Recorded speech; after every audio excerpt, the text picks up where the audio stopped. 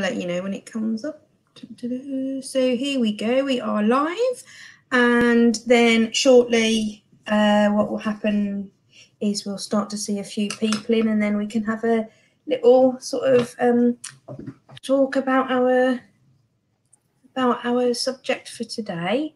So I don't know if everyone can see there's like a little sort of, unless it's only me who can see a little we've got one person watching so far, so there's like a little eye that comes up. We've got a couple of people coming on now, so that's lovely. Good morning everybody who's joining us today so far.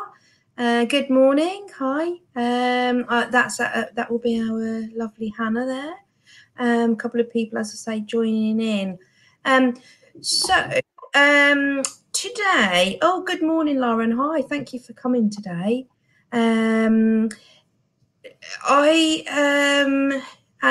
Ruby, good morning, Ruby. I can just about see your note there.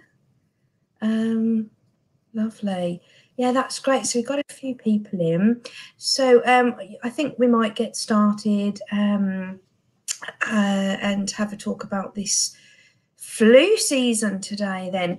So good morning everybody. Thank you for joining us today.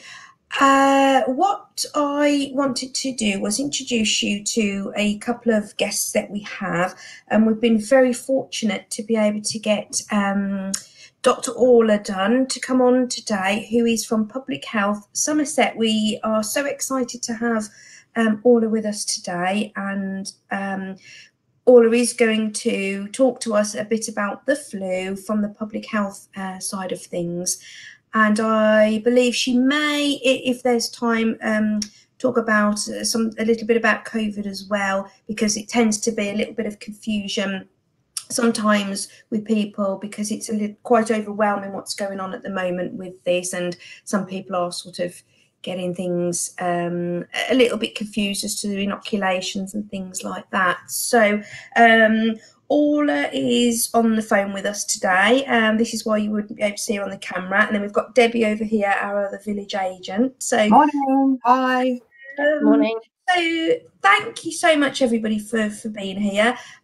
Orla, is it okay if I hand over to you and you tell us what's going on really, and a little bit from your side of things and your perspective on it from your part? Yeah.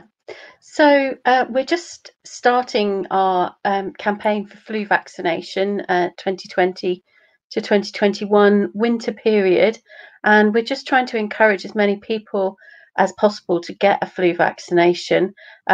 I'll say now, because I know the big thing at the moment is that a lot of people are not able to get hold of flu vaccinations at the moment because of supply issues that we've got in pharmacies, and in fact some GPs as well. But we have been assured nationally there's enough flu vaccine to go around, so it's just a matter of waiting until the next batch of deliveries come through, and they tend to come in batches all through the sort of autumn winter period, so there'll be opportunities to sort of rebook again. But it's really important, if anybody's been invited by their GP, your GP will have got a vaccine for you, is to go to that appointment and try and make that appointment as much as possible. Obviously we're vaccinating people because flu is quite nasty as it is, and the people who are targeted in the NHS flu campaign are those that are at highest risk of flu. And it seems to be even more important this year because there's some research that's coming out that people who are more at risk of problems of flu are also at more risk of problems with COVID. And if you get COVID and flu at the same time, you're more likely to be seriously ill.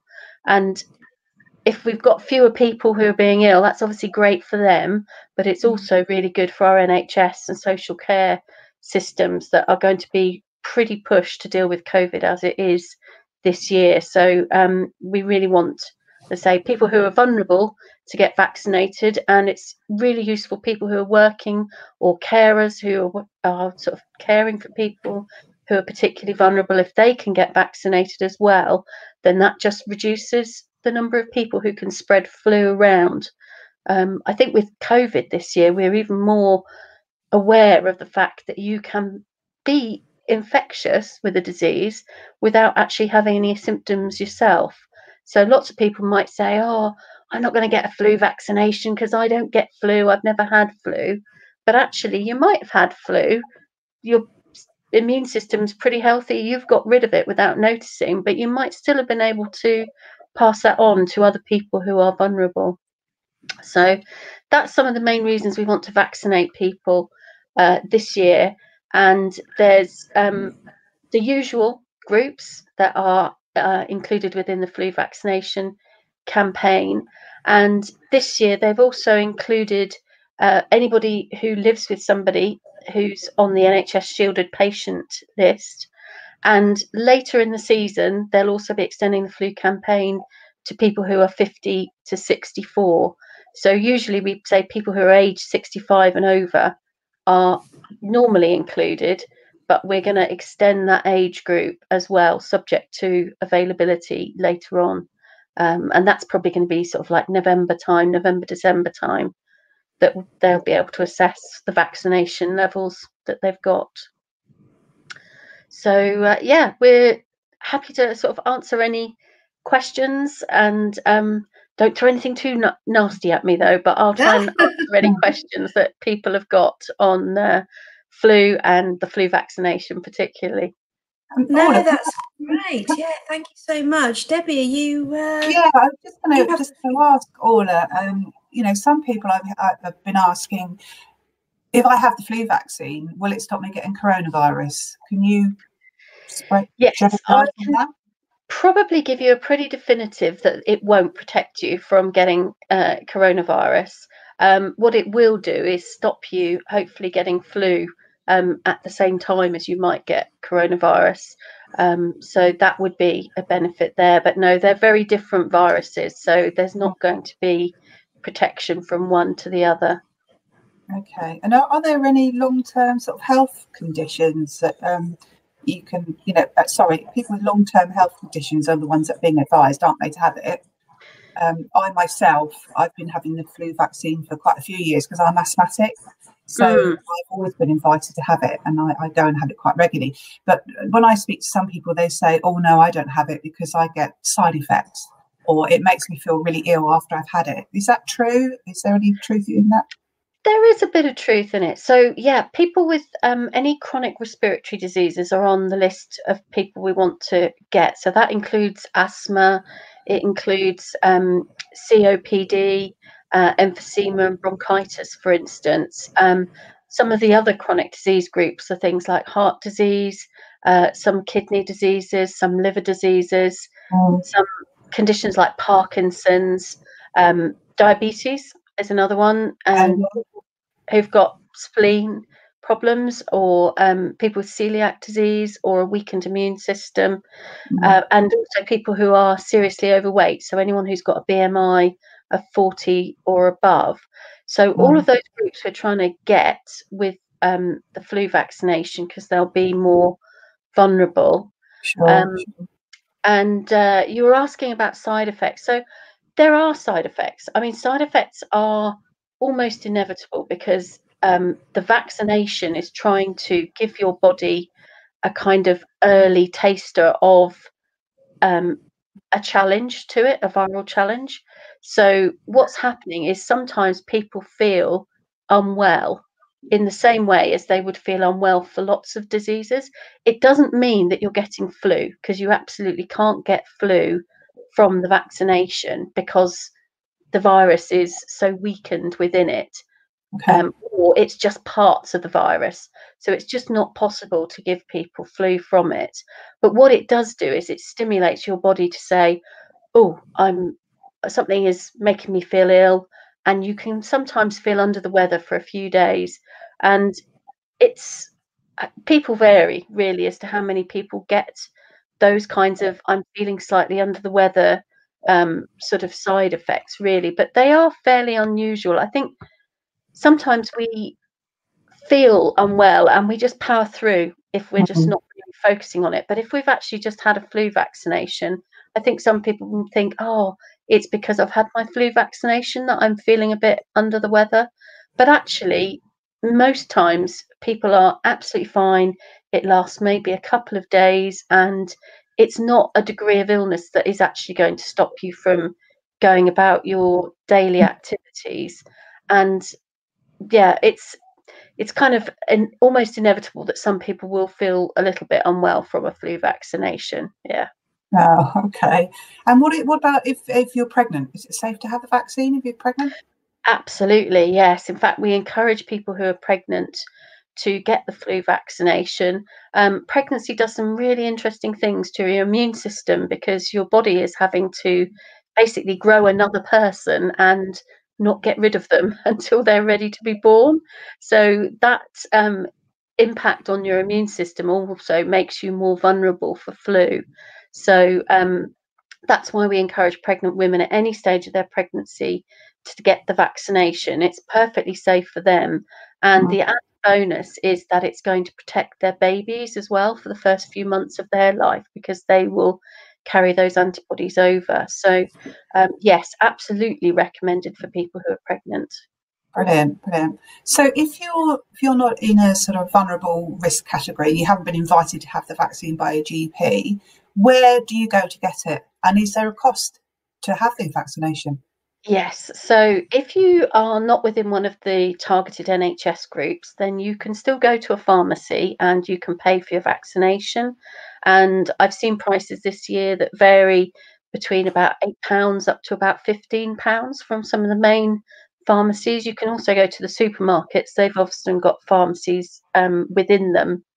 I think one of the problems this year that I'm hearing from quite a few people is that those pharmacies have used up all their stock already. They've got it allocated to appointments. So some of them are not booking any more appointments, excuse me, until they have got that new delivery of stock arrive. Or some of them, in fact, are saying we want to prioritise people who are in the at-risk groups more, and we want to get them done first. So it's really contact your local pharmacy, see what the position is there and what stock they've got available. Okay, fantastic. And at the moment, it's a really, really scary time for all of us with COVID.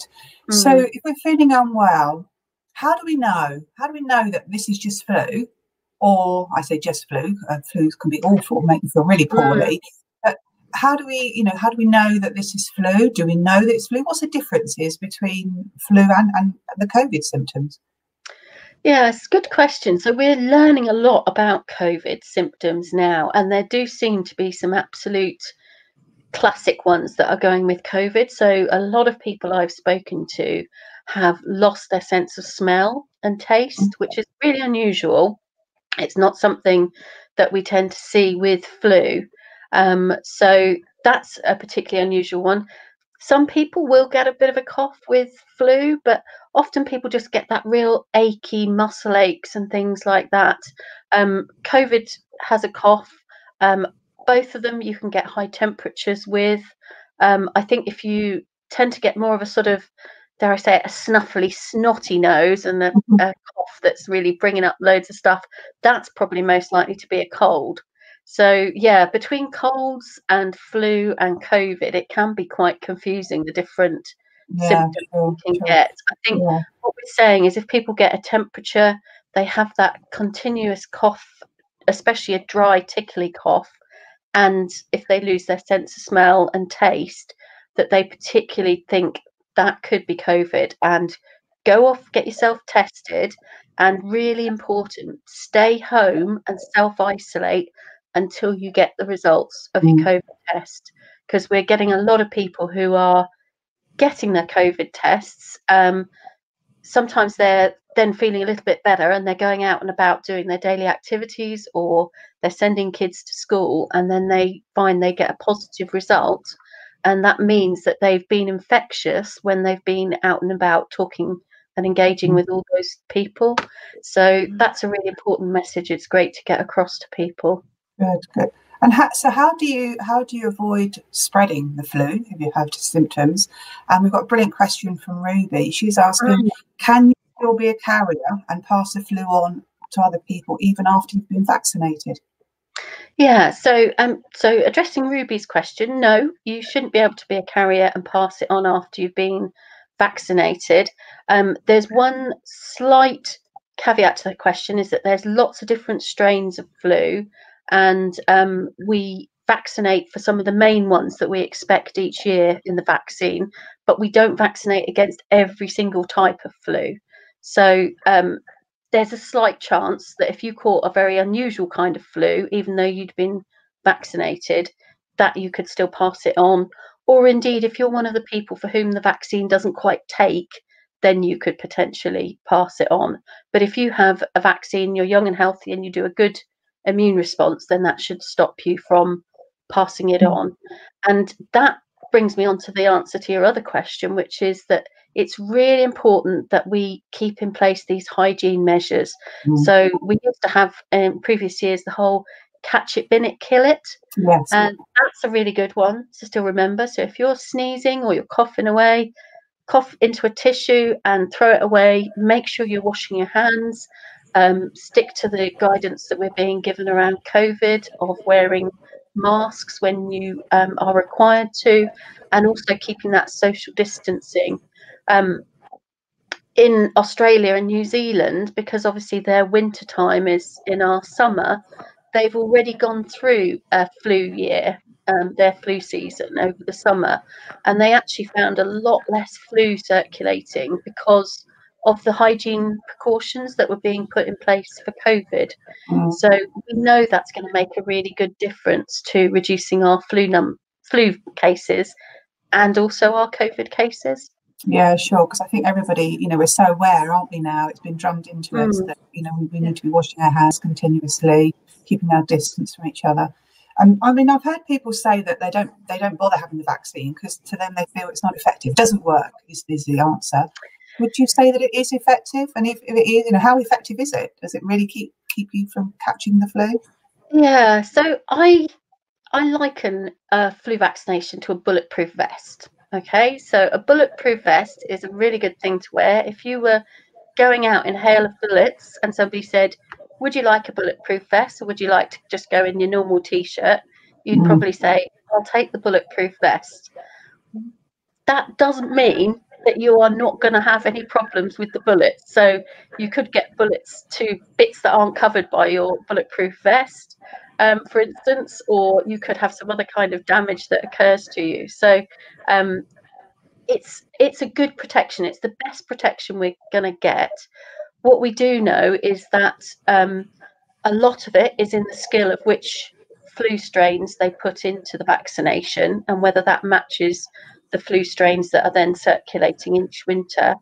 And a lot of it also depends on how good your immune system is. And by how good your immune system is, what I mean is almost how well your immune system will learn from that vaccine. So we know as people get older that their immune system ability to be protected by a vaccination actually reduces. So that's why it's really important not just to vaccinate the vulnerable people, but also to vaccinate the people around them, because it won't always protect the people who are vulnerable just because their immune system isn't strong enough. What it will normally do for them, though, is it will make the flu less serious for them, so they'll get a milder version. So I think, being honest with people, the flu vaccination doesn't always make everybody immune from flu, but I think it's the best we've got, and it's the best thing you can do for your loved ones is to get them vaccinated, protect them as much as possible, and protect yourself as well if you're likely to spread it to them. I mean, if you've got symptoms and you're feeling well enough to perhaps go to work, should you be going about your normal business? Should you be going to work? I mean, obviously there is the fear of spreading the flu, but also we're very aware of COVID that's happening. And I know myself, because I'm asthmatic and I have a continuous cough, and I've been coughing for the last sort of 20 years. And I've been in the supermarket queue with my mask on, and I've had a horrendous coughing fit because, I don't know, the air conditioning has triggered my asthma. And it makes me feel extremely self-conscious and uncomfortable because people are looking at me. So if I've got flu-like symptoms and I feel well enough to go to work, should I be going to work or should I not? Should I be staying away and, isolating myself not only because of the flu symptoms, but because people perhaps judge me, or we could judge other people. They've got symptoms that perhaps, it's more than just the flu, and people are very anxious about that. Yes, yeah. I think it's quite amusing, isn't it? I know exactly what you mean. You hear somebody coughing these days, and everybody's eyes swivel round and look awful. at them, and there's judgment, isn't it? And the more I want to say, it's okay, I've got asthma, the more I feel like I'm sort of making it worse, because I'm making a scene, as it were. So it is quite uncomfortable when it's perfectly innocent. I'm fine. It's just I've got this cough. But from a personal point of view, I am aware, and I know that if I had the flu and I wasn't feeling very well, and I went into a work environment, I'd feel quite self-conscious that people are looking at me. So I'm guessing.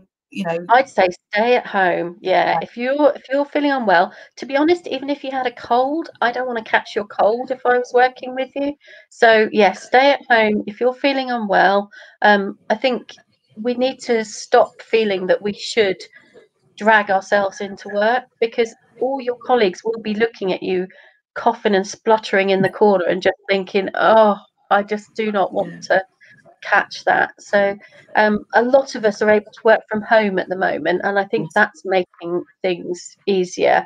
But I think if you're in a communal workplace, you should be staying at home. If you've got any symptoms of illness, that's coughs, colds, any sort of vomiting, diarrhea, we just do not want to spread these germs around, really.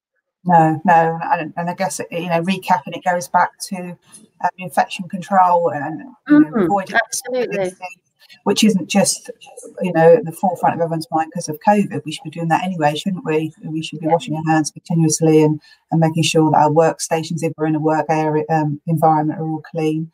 So absolutely brilliant answers, Orla. Thank you. You've put to rest a few sort of rumours and Chinese whispers that you hear about that go around. So that's really good. Thank you. Yeah, that's all the questions I've got, unless anyone else has got any questions popping up anywhere. Yeah, it looks like we've got a couple of questions here. So Ruby is asking, are you expecting flu numbers to drop with all the COVID-19 measures in place and everyone being safer? Yeah, I do hope so. Yeah, I am expecting that to be the case. That's what we've seen in the Southern Hemisphere. So I would be expecting that to be the case in the UK as well. Yeah, that's great, isn't it? Yeah, and Lauren's asking, she had the flu jab 3 days ago and still has a really sore arm. Is that fairly normal? It can be. I mean, the frequency of the side effects can vary. So I think some of the sort of very mildest ones, it can be about 1 in 10, 1 in 20 people who will get those. So yes, I wouldn't worry about that, Lauren. But as with all these things, I don't know anything about you. So if you are worried about your health, do contact either 111 or your GP if you need any further advice, or if it carries on for a long time and you're worried. I mean, I was going to say, I had the flu jab 2 weeks ago now, and Lauren, honestly, my arm ached and really hurt for a good sort of 4 to 5 days. In fact, I'd probably say it just went on until I'd almost say a week, and then suddenly I woke up one day and it was gone. So but it really ached and it really felt heavy and it was really sore as well. And that was a couple of days after I'd had it. But like I say, suddenly it's totally gone and my arm's perfectly fine. So I don't know what that was all about, but yeah, and I feel great. I don't feel, I feel perfectly fine. No other symptoms or anything like that. So yeah, I'm fairly pleased that I've had it done, definitely.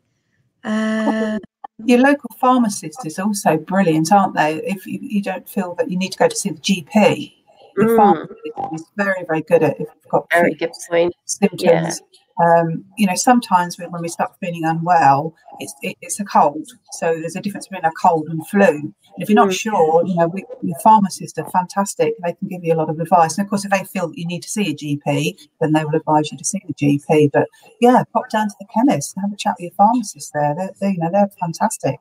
to help? You can phone up as well, can't you? You know, if you don't feel like you should be going out or anything like that, you know, if anyone has got sniffles or whatever, all these pharmacies now, you know, so it's almost like this is the way we're going, isn't it? Anyway, I mean, you could phone them up before, but it's more of a thing now, isn't it? Where everybody's, you know, quite happy to take calls, to go online, or, you know, they don't mind if you're not sort of popping down there, and you can talk it through over the phone. And doctors are doing the same, aren't they? Unless you have to absolutely see somebody. So yeah, pharmacists are really good, best placed in the community as well. Asking, I definitely recommend phoning if you can phone, and if you can phone 111 if you need some advice, then that's always going to be a good option to sort of phone first, phone before you sort of go anywhere, really. Yeah, definitely. That's really sound advice for sure. And Zoe wonders, where can I get flu jabs for my mum? She's 84 with dementia, and I'm a carer. All the pharmacies are out of vaccine. That's what we went over earlier, wasn't it? Yeah. Sorry, Zoe. It is unfortunately something that's happening this year, because the pharmacies told me at the beginning of October they'd vaccinated about 4 times as many people. So it's not so much they have not got enough vaccine, but just the demand has been huge this year. What I would say is your mum, for definite, should be being invited by her GP. So I would try and get your mum to her GP's appointment for the flu vaccine. You as a carer, if your GP knows about you as a carer, they will probably be inviting you as well. If not, I think it's just keeping an eye with the flu vaccine in the pharmacy stock levels.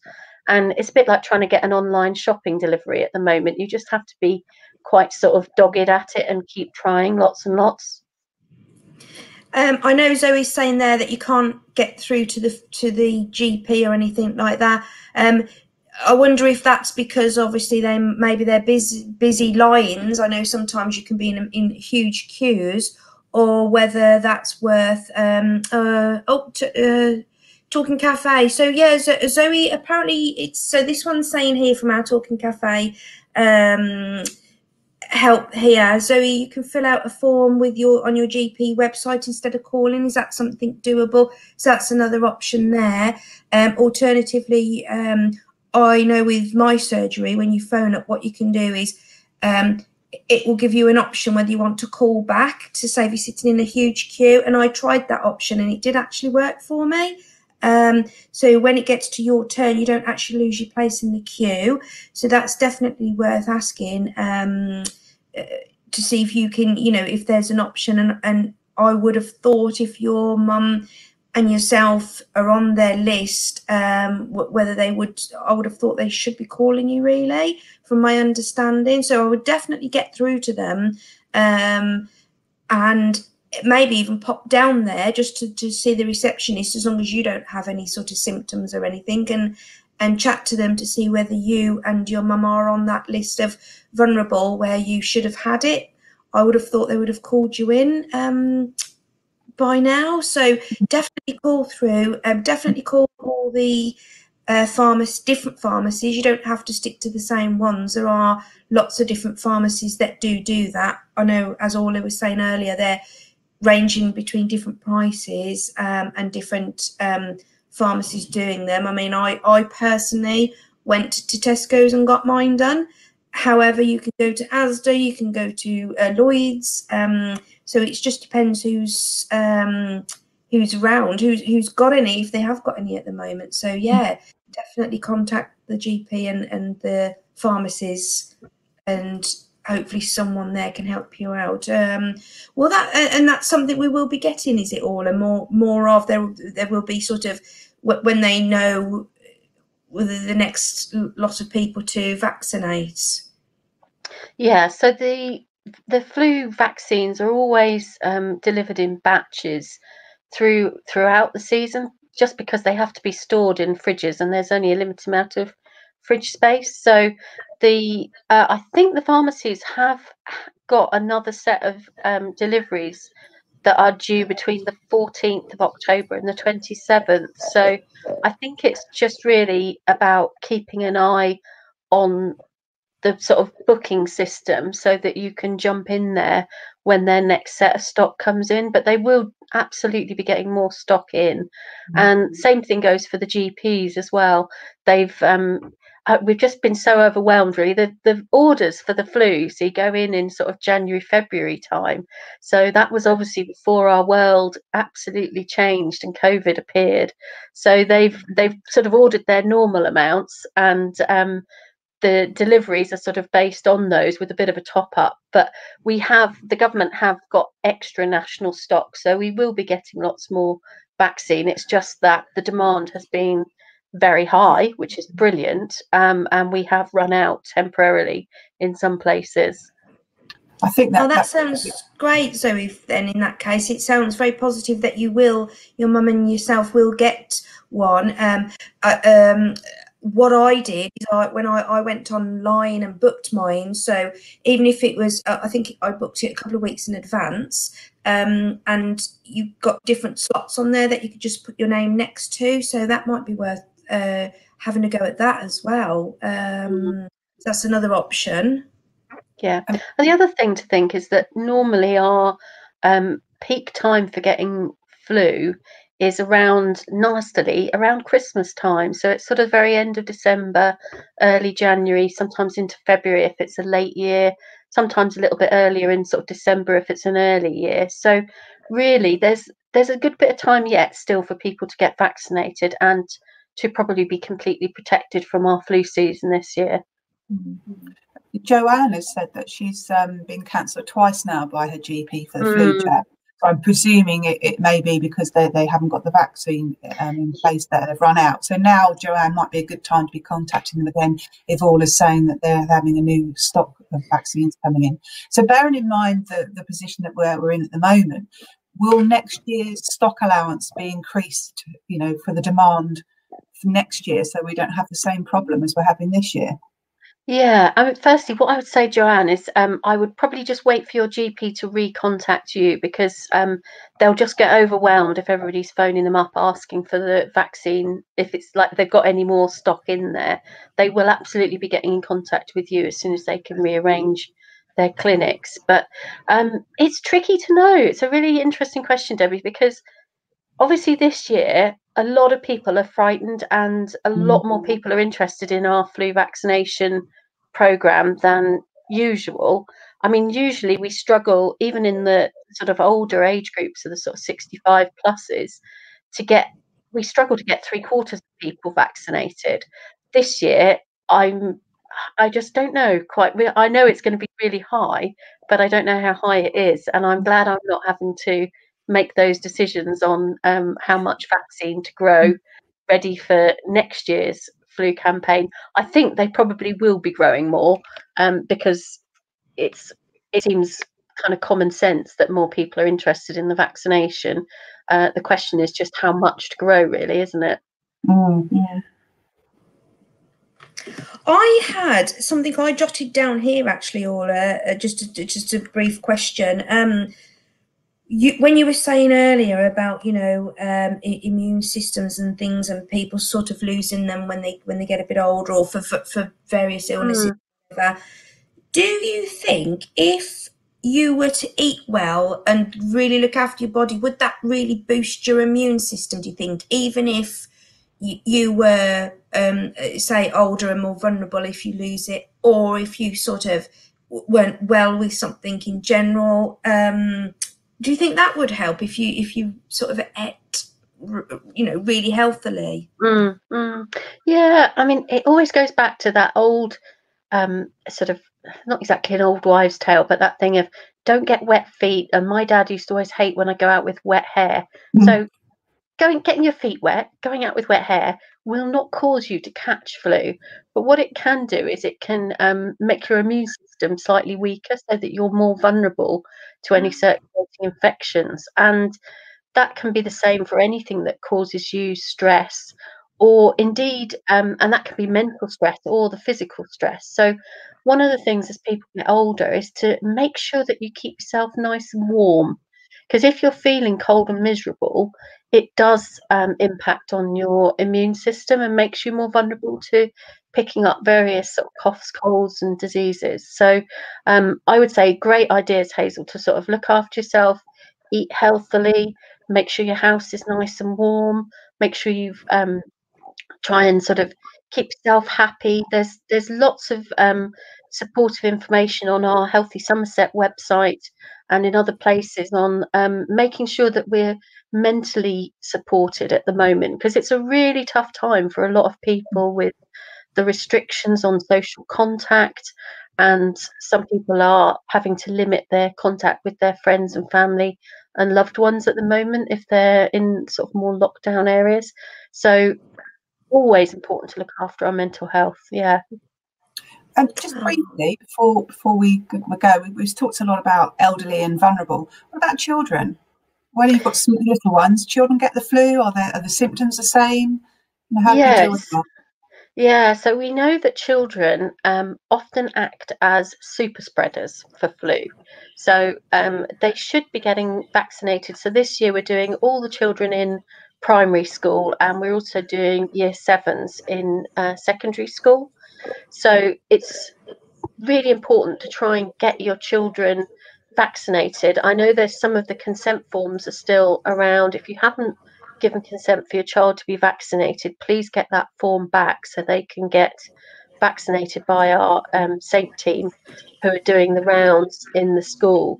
And that obviously it protects your children, and generally children are relatively healthy with flu. They don't tend to get very bad side effects, but each year we do sadly see that some children will die from flu. So it is really important to keep them safe, and then also to protect other people in your family. So especially if you've got young school-aged children and then older relatives, you want to protect the children so that they can't pass the flu on to your older relatives. So yeah, really important to get children vaccinated. That's another reason why they are part of our target groups.